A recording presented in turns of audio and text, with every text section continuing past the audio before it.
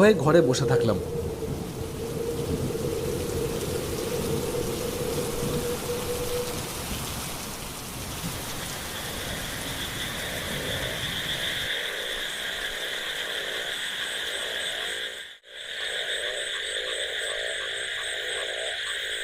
সন্ধ্যার দিকে ঝড় বৃষ্টির দাপট যখন একটু কমে গেল, তখন দেখলাম ছোট মামা কাক ভেজা হয়ে বাড়ি ফিরছে।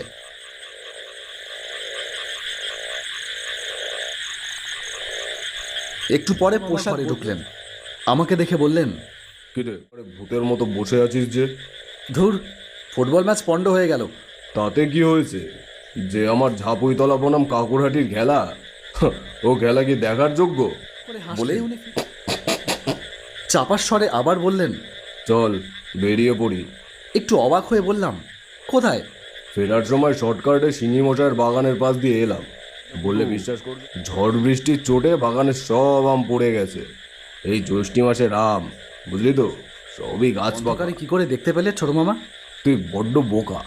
ছোট মামা একটু চটে গেলেন। সারা বাগানের তলায় পাকা আম ছড়িয়ে আছে, চল কুড়িয়ে আনি। বাগানে তো ভোলা আছে, ভোলা সাংঘাতিক লোক। ভোদা বলছিল সিংহে মশাই ভোলাকে নাকি তার বন্দুকটা দিয়েছেন, দেখতে পেলেই। ভোদা তোর চেয়েও বোকা। মশাই বন্দুক দেবেন ভোলাকে? ভোলা বন্দুক ছুটতে জানে। তাছাড়া বন্দুকটা বাড়িতে না থাকলে সিংহে মশাইয়ের বাড়িতে ডাকাত পড়বেই পড়বে, তুই জানিস। ওঠ ওঠ, দেরি করা ঠিক নয়। দোনামোনা করে বললাম, বন্দুক না পেলেও ভোলা খুব সাংঘাতিক লোক ছোট মামা। ওর গোপ আর চোখ দুটো দেখলেই ভয় করে। ছোট মামা না, কোত্থেকে একটা থলে আর টর্চ লাইট নিয়ে এলেন। বললেন, ভোলা দেয়। আর শোন, জুতো খুলে ফেল, খালি পায়ে যাবো।